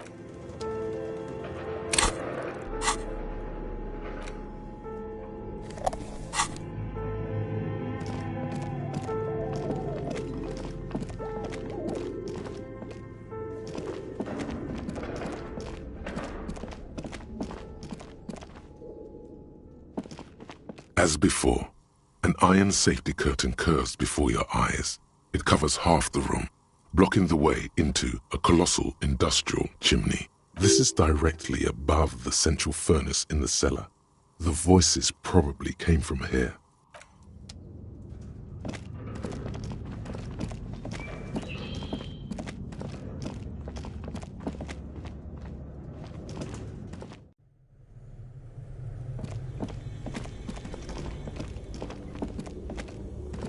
A thick layer of coal dust covers the furnace, coloring it pitch black.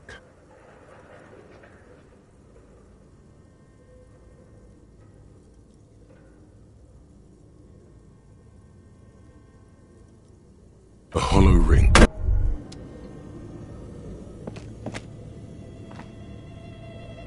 You feel something in your chest, an unnatural pressure. It's spreading to your left arm. Your jaw. No, it's many years of combined self-neglect and self-abuse. All you feel is pain and weakness. Cop suffers final heart attack.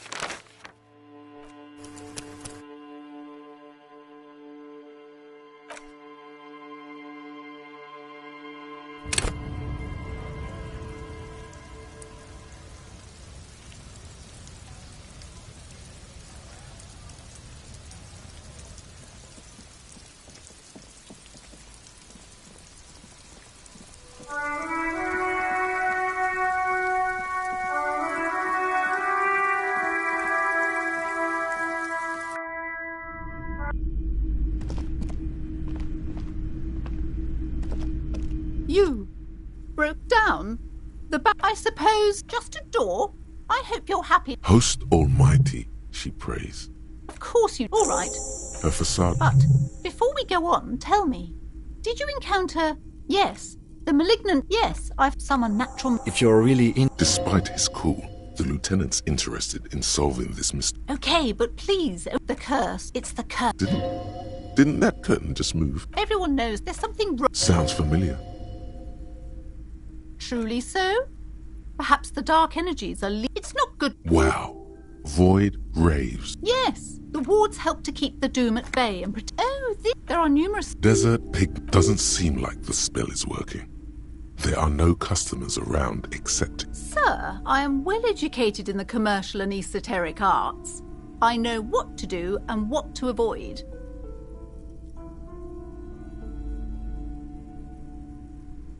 My voice is trained to perfection by true sales professionals, good sir.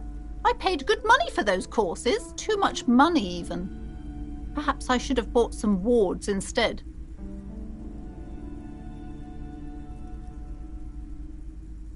Yes, the Simonese are very crafty. The woman looks aloof.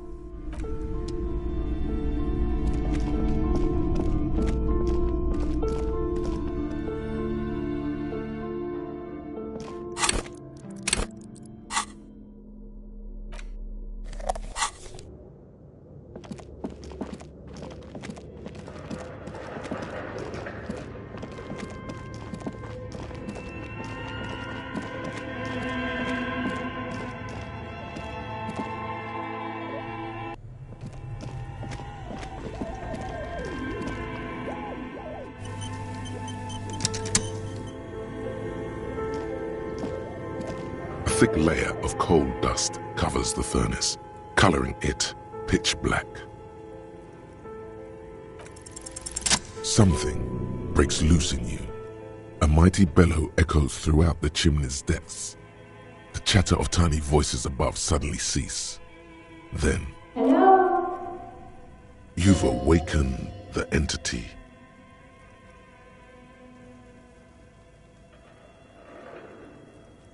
Hello? Did you say anything? I can't hear you. Please come upstairs. There's a safety curtain on the second floor. I'll open it. You hear a low rumble upstairs, the sound of a curtain being pulled aside. After you, officer.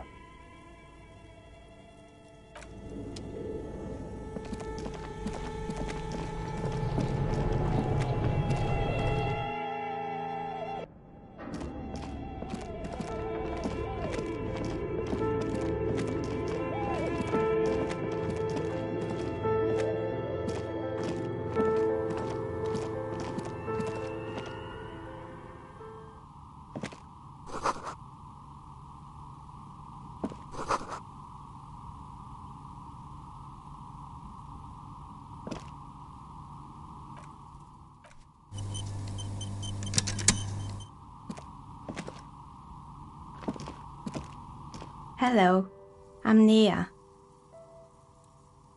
Did you try knocking on my window? I must have missed you. I've been listening to my Milius. So what kind of die are you looking for? Could this be the malicious entity? Perhaps it's wise to go along with this masquerade for now. She's got a direct view to the backyard. You should interrogate her about the lynching. Yes, Amelia is like a call-in station. You need a two-way radio to access one. That's why I have these. Mostly, they just teach you to swear in different languages. But some of the stations can be quite interesting. I was so absorbed, I must have missed you knocking. Then how did you get inside? By the south entrance? You know what? It doesn't even matter. What matters is that you're finally here. Let's talk dice. Did you have something specific in mind? I'm a novelty dice maker.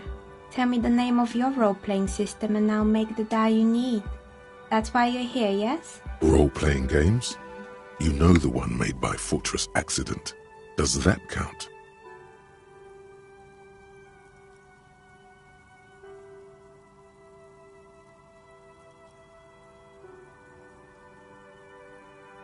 Of course, I can see that.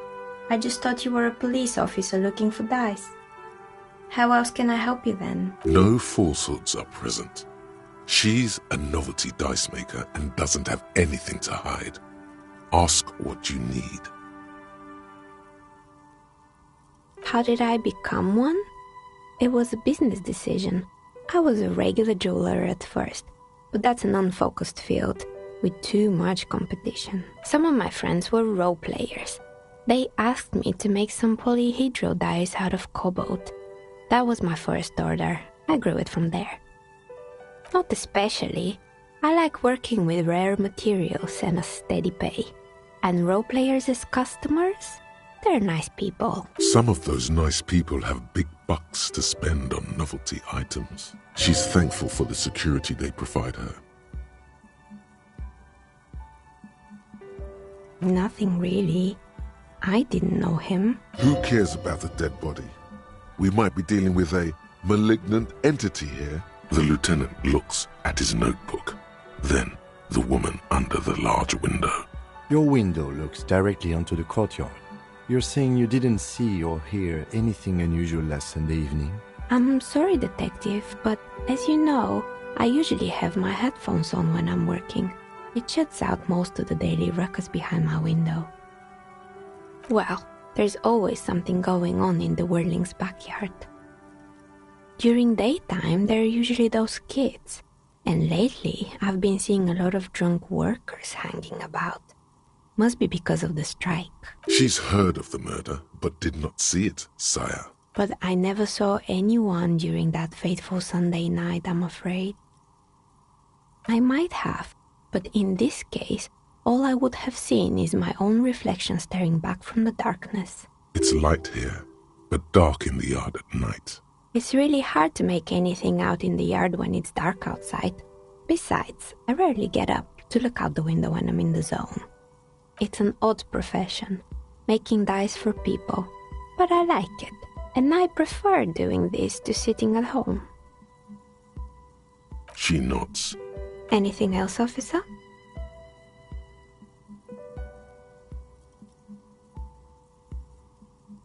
We're inside the chimney of an old central furnace. It's strange, I know.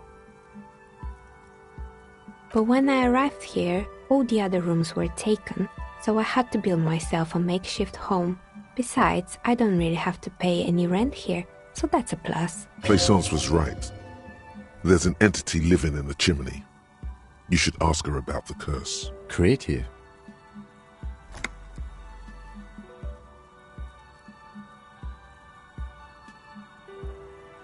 I've heard the stories, but I don't think those stories are true.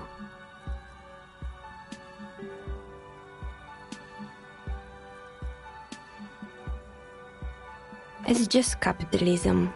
We only hear about tales of success, so it's often surprising to realize how many ventures actually fail. Plaisance, the bookshop lady? I've heard that her business is doing rather well. Have the energy spared her somehow?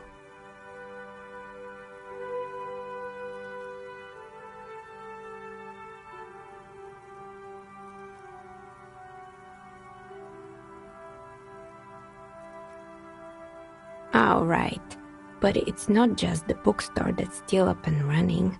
What about the Whirling in rags? Some people say it's part of the building complex.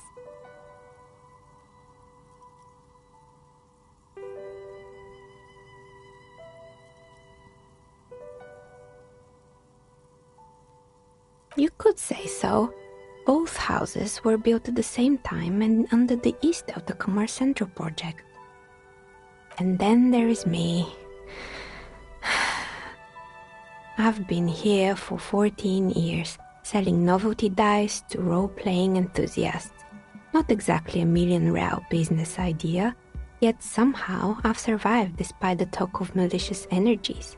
Strange, isn't it? Maybe it's just because she's so talented that she's been able to woo the curse.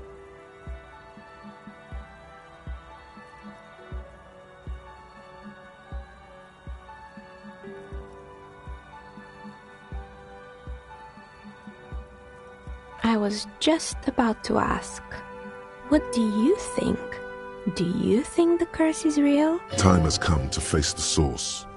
Fear not, for the forces of the universe are supporting you in this psychic quest.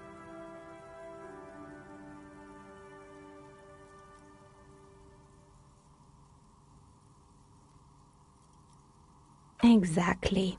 Truth is always so disappointingly mundane and boring. But I'm glad we got this sorted out. Anything else I can help you with today? That's all she has to say on the subject. She's been thorough and truthful, as far as we can see. More or less. Are you interested in anyone specific? Oh, quite a lot of them spring to mind. Yes, I think it was called Androgynous Orlando or something similar. They weren't a big hit around here. Turns out that working class men don't like genderless haircuts. They're scared of that word. A bit of experimenting every now and then isn't bad. It's not about the haircut. It's about the confidence.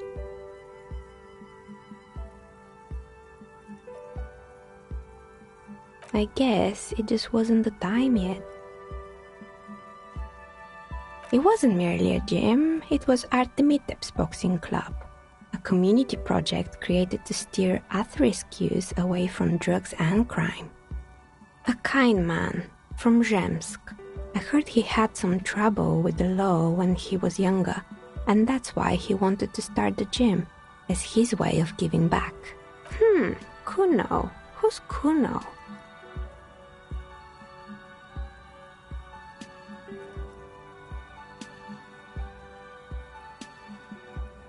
Oh yes, you mean the kid with the sailor's mouth. Yes, I've heard him yelling profanities in the backyard. I think it would take more than a gym to help that kid.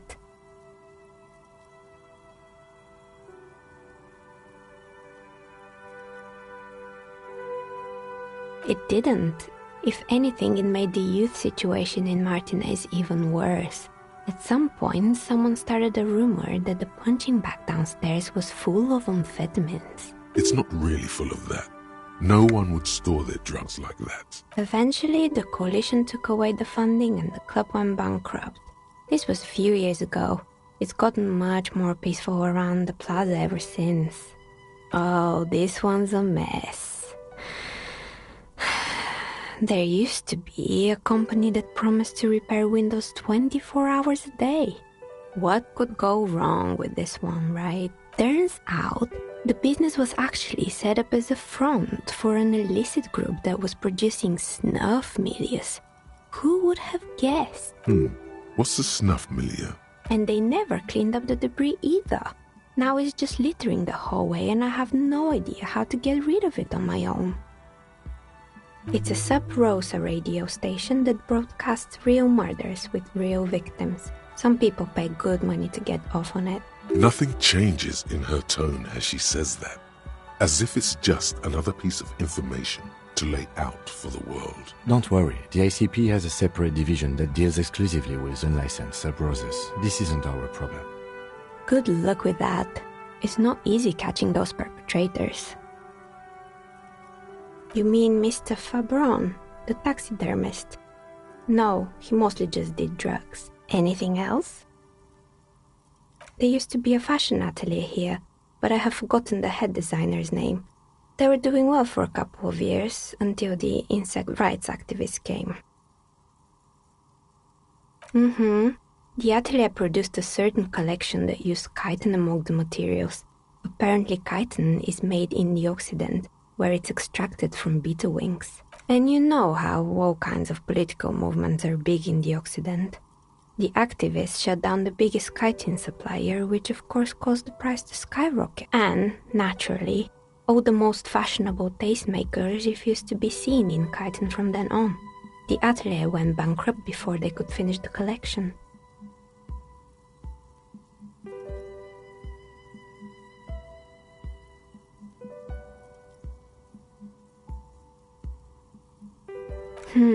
Really? Anyway. Poor guy.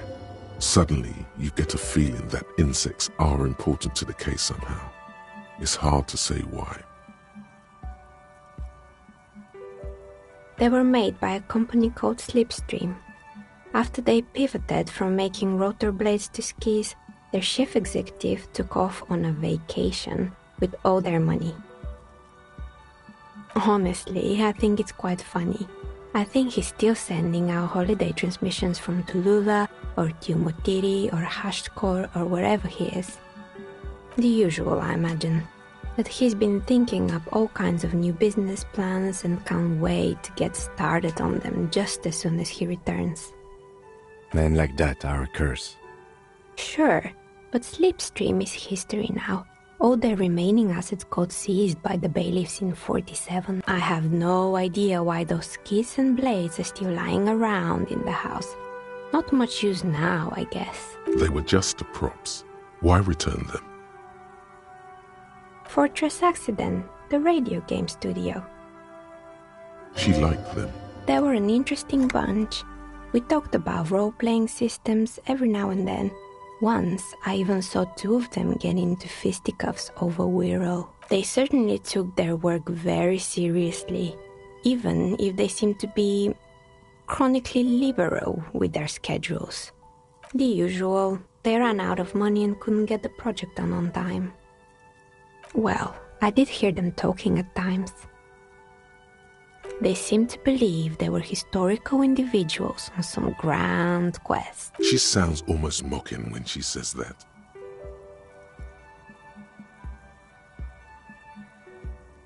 Yes, but when the money started to run out, they just began to complain a lot about capitalism. You know, how the markets are rigged to keep out new businesses and so on. In the end, they just didn't get it done.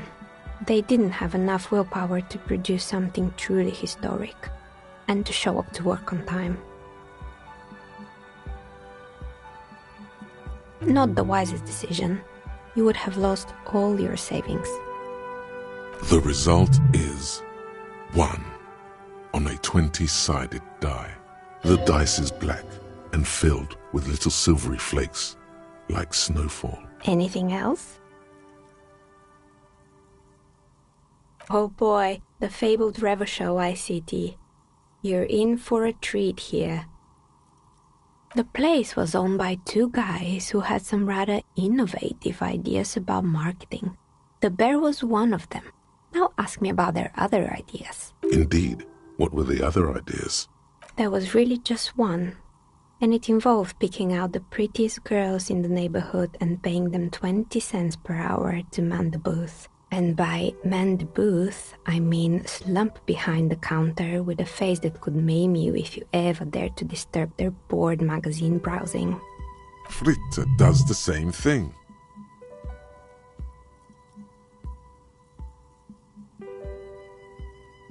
Employing silky teenage girls is a widespread practice, yes. Unfortunately, they always come in packs. I'm talking about acne-ridden girlfriends and gorilla-like boyfriends loitering near the shop. At least that's what happened with Revachol ICT. And they already had the bear. The bear. Of course not. The bear was terrifying. No one wants ice cream guarded by a hostile apex predator. To make matters worse, the fridge didn't work too well either, and half the ice cream came out malformed and partially melted. Eventually, Revachol ICT lost the price war to its rival, Glacé 5000. Glacé 5000 sold caramel sundaes for only 5 cents a piece, out of regular fridges.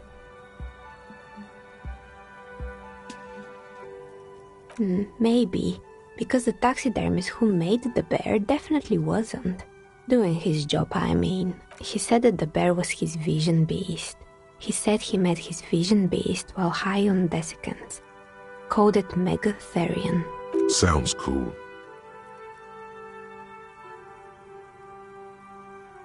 Megatherion, a mega wild beast. It's an imaginary beast that guides you through life by telling you to do more drugs, mostly.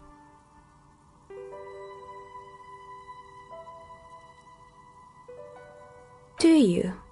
Well, good luck keeping it under control. Anyway, now you know the story of the fallen ice cream empire. Little sparkling embers under the window. Anything else? Another failed business, perhaps? I've been here for a long time. Oh, right. I hope you didn't try to ring me. I think none of those doorbells work, including mine. I'm still in the middle of connecting the wires. Sorry about the confusion. The doorbell with the empty name card must belong to her then. That's right. I haven't even written my name there. As I said, it's quite useless right now. It doesn't work yet. You could say so. Both houses were built at the same time and under the East Delta Commerce Center project. That explains why you can call the whirling from the intercom. Albeit, I doubt that anyone responds. If the whirling is part of the same building, then it's part of the Dune commercial area.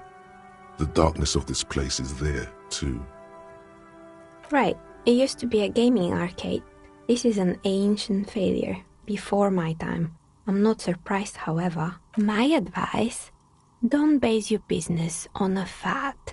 Hypnotism, floriography, trick-track, especially pinball. Agreed. Pinball is the worst. His disdain for pinball could not be clearer. It can't be true. They don't work here anymore. They've been gone for years. Are you sure it was Slipstream SEA? Was it a woman? Maybe it was Plaisance from the bookstore. Tricentennial Electrics? It used to be a major electric company 100 years ago. Are you sure it wasn't just some kids playing a prank on you? No, it was something else. It was eerie. It was too real to be just a prank. Either we're dealing with a professional actress, or whatever happened, keep your cool. It's probably better to admit that it was a harmless prank.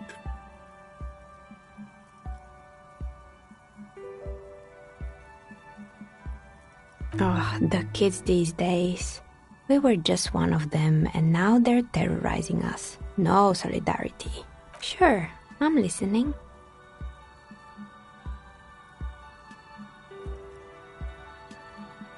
I'm pretty sure it still doesn't work, but sure, I'm listening. Good. I hope it clarified things a bit. What else?